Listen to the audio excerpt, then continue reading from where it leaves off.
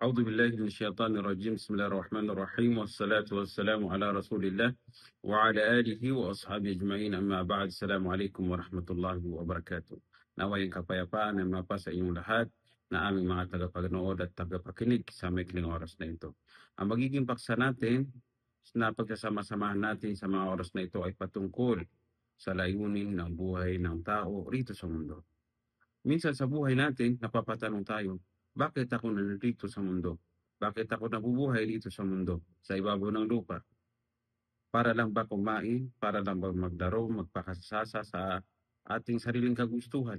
Mag-asawa, magparami ng mga anak, o kumain lamang? Yan lang ba ang purpose ng buhay? Minsan din tayo nagpapakahirap, nagpapakalunod na sa trabaho, nagpapakapagod para iahon ang ating pamilya sa hirap na kung saan hindi rin natin maiiwasan na lahat ng ating mga ipinandar ay darating at darating din sa atin na nakatakdang oras at araw na siyang kamatayan ng bawat isa na hindi matatakasin kullu nafsin dha'iqatul maut. Katotohanan ng bawat buhay makakatikim ng kamatayan. Pagkatapos, anong mangyari? Matatapos at matatapos din ang lahat sa kamatayan. Ano ba mangyari sa atin? Parang lahat ng ating mga pinundar, mga pinagpaguran, may sasama ba natin sa libingan? Mapagpakinabangan ba natin? Hindi. Parang walang maging kabuluhan kapag walang kabuluhan ang layunin natin dito sa mundo kung yun lamang ang ating layunin.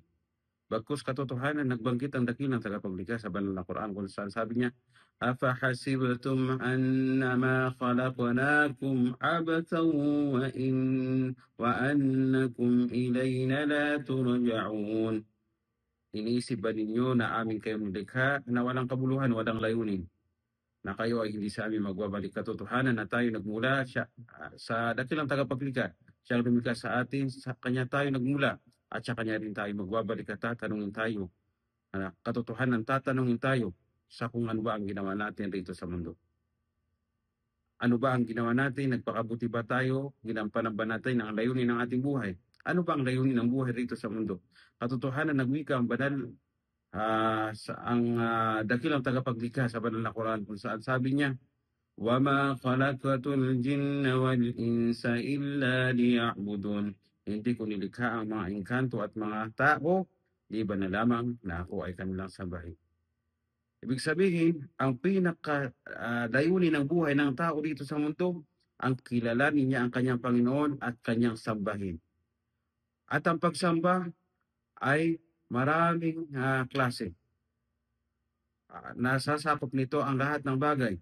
Kapag ikay naging mabuti sa iyong kapwa, sa iyong lalo-lalo na sa iyong pamilya, kapag ikay matulungin sa iyong kapwa, lalong-lalo na sa iyong pamilya, kapag ikay mabuti sa iyong pananalita at sa iyong gawa, at lahat ng mga bagay na iyong ginagawa na naging mabuti at ang layunin mo rito ay para sa dakilang tagapaglikha upang sa ikakalugong niya sa iyo dahil gusto niya ang maging mabuting tao at yun ang layunin mo at hindi ang interes ng mga tao, yun ay magiging ibibilang na pagsamba.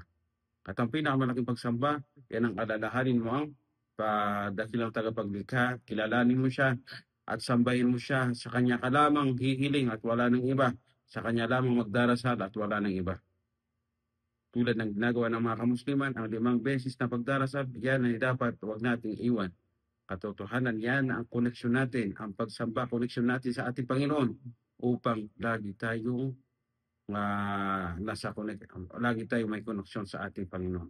Katotohanan, ang mga bagay-bagay rito sa mundo ay mga dahilan kung bakit yan ginawa, tulad ng cellphone para i-contact, para pang text, pang contact sa ating mga mahal sa buhay, ang upuan, ang lamisahan, para gamitin ang sasakyan para sakyan ng bahay para tirahan. Lahat yan ang pagkakagawa na kung saan kapag hindi ginamit sa bagay na yan, ay wala rin kwenta ang pagkakagawa sa mga bagay na yan. Lalo-lalo na ang mga sarili natin, ang tao, na kung saan, kung may mga purpose sa mga bagay na yan, lalo-lalo na ang buhay natin dito sa mundo, may dahilan kung bakit tayo nilikha ng dakilang tagapaglikha. Yan ang sambahin natin, ang dakilang tagapaglikha. Kapag hindi natin ginawa yan, hindi natin nakatuparan yan, sinabuhay ang sambahin ng dakilang tagapaglikha, Nagpapakapagod lang tayo tapos walang pag-alaala sa dakilang tagapaglikha. Hindi natin ginagawa sa ikakalugod sa atin ng dakilang tagapaglikha, mawawalan lahat ng saysaya. Kaya ang sino man na naging paraan ng kanyang pamumuhay ay sa kakalugod ng kanyang Panginoon upang sambahin siya lamang sa pamamaraan ng pinahintulot niya, naturo ng lahat ng mga propeta, yun ang kanilang gantimpala ay ang paraiso. Yan ang purpose ng paraiso. At ang mga tao naging sunod-sunuran sa kanilang sariling layaw, sa kanilang sariling kagustuhan sa mga tao, at sila'y lumalabag sa batas at kalugdan ng dakilang tagapaglikha sa imperno siya lang maninira kung magpakailanman.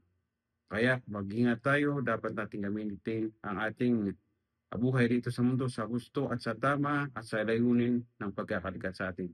Yun ang sambahin ang dakilang tagapaglikha. Hanggang dito na lamang po. Sallallahu ala sayyidina Muhammadin wa ala alihi wa sahbihi ajma'in.